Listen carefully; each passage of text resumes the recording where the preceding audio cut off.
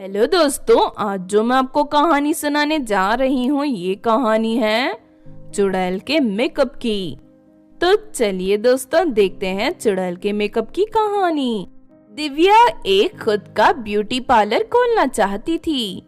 फिर एक दिन दिव्या बैंक से लोन लेकर पार्लर का सामान खरीदने के लिए दुकान पर जाती है। आंटी जी, मुझे एक ब्यूटी पार्लर खोलना है। मुझे उन सब चीजों की जरूरत है जो ब्यूटी पार्लर में इस्तेमाल होती हैं।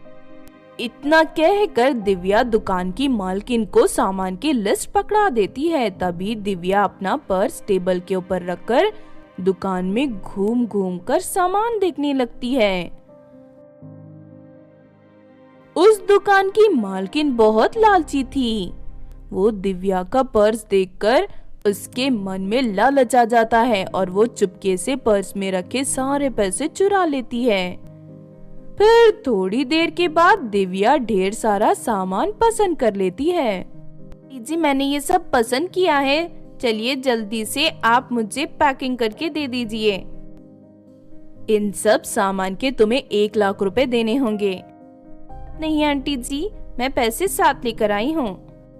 लेकिन जैसे ही दिव्या अपना पर्स खोलती है तो उसके होश उड़ जाते हैं। नहीं, ये क्या हो गया? मेरे पर्स में रखे सारे पैसे कहाँ चले गए?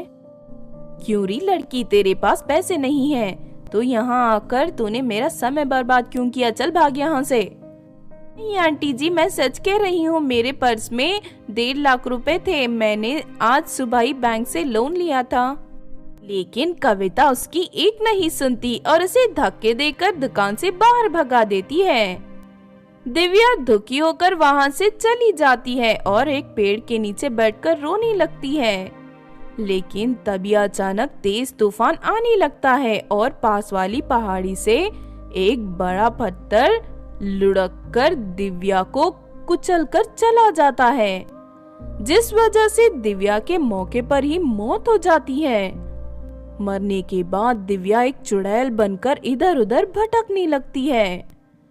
भटकते भटकते दिव्या कविता की दुकान के पास पहुंच जाती है। मैंने उस लड़की को बेवकूफ बनाकर उसके पास से 1.5 लाख रुपए चुरा लिए। आज तो मेरी बहुत अच्छी कमाई होगी। ये सुनकर दिव्या को गुस्सा आता है। अच्छा, तो इसने मेरे पर्स से पैसे चुराए थे। अब मैं इसे अपना बदला जरूर लूंगी। के बाद दिव्या कविता की खूब पिटाई करती है और अपनी शक्ति से कविता की दुकान से ढेर सारा सामान हवा में उड़ाकर अपने ब्यूटी पार्लर में ले जाती है। से मैं सभी लड़कियों का मुफ्त में मेकअप करूंगी। दिव्या एक औरत का रूप धारण करके ब्यूटी पार्लर के बाहर एक बोर्ड लगा देती है जिसमें लिखा होता है यहाँ मुफ्त में मेकअप किया जाता है। ये देख सभी लड़कियों को बड़ी हैरानी होती है। अरे, ब्यूटी पार्लर वाली आंटी मुफ्त में सभी का मेकअप कर रही है? मुझे तो कुछ समझ में नहीं आ रहा। आखिर ऐसा कैसे हो सकता है? ये काजल, तो ज्यादा दिमाग मत लगा। शायद ये औरत बहुत पैसे वाली होगी। देख, हमें इस बात का फायदा उठाना चाहिए। चल अंदर चलकर मुफ्त में मेकअप करवाते हैं। इसके बाद दोनों लड़कियां दिव्या चुड़ैल के पास मेकअप करने पहुंच जाती है। दिव्या चुड़ैल मेकअप में अपनी शक्तियां मिलाकर उन दोनों लड़कियों को बहुत खूबसूरत बना देती है। अपने आप को आईने में देख दोनों लड़कियां बहुत खुश होती हैं और चारों तरफ चुड़ैल के ब्यूटी पार्लर की तारीफें करने लगती हैं।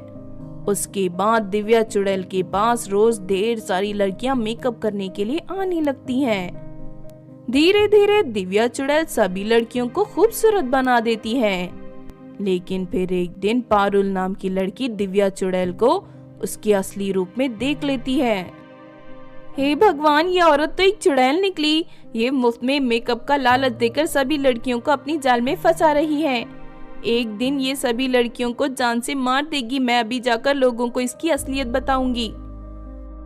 लोगों को जाकर चुड़ैल की असलियत बता देती है। उसके बाद चुड़ैल के ब्यूटी पार्लर के बाहर बहुत सारे लोग इकट्ठे हो जाते हैं। तो भाइयों, इस चुड़ैल के ब्यूटी पार्लर को घेर कर आग लगा दो, वरना ये चुड़ैल सभी लड़कियों को जान से मार देगी। लेकिन तभी वहाँ काजल आ जाती है। जाओ, तुम लोग इस चुड़ैल को क्यों मारना चाहते हो? इस चुड़ैल ने आज तक किसी को कोई नुकसान नहीं पहुंचाया। ये लड़कियों का मुफ्त में मेकअप करती है, सिर्फ अपनी इच्छा पूरी कर रही है। फिर काजल के समझाने के बाद सभी लोग उसकी बात से सहमत होकर वहां से लौट जाते हैं। इस तरह सब कुछ ठीक हो जाता है और सभी लड़कियां फिर से दिव्या चुड़ैल के पास मेकअप करवाने आने लगती हैं। आपने देखा दोस्तों चुड़ैल के मेकअप की कहानी।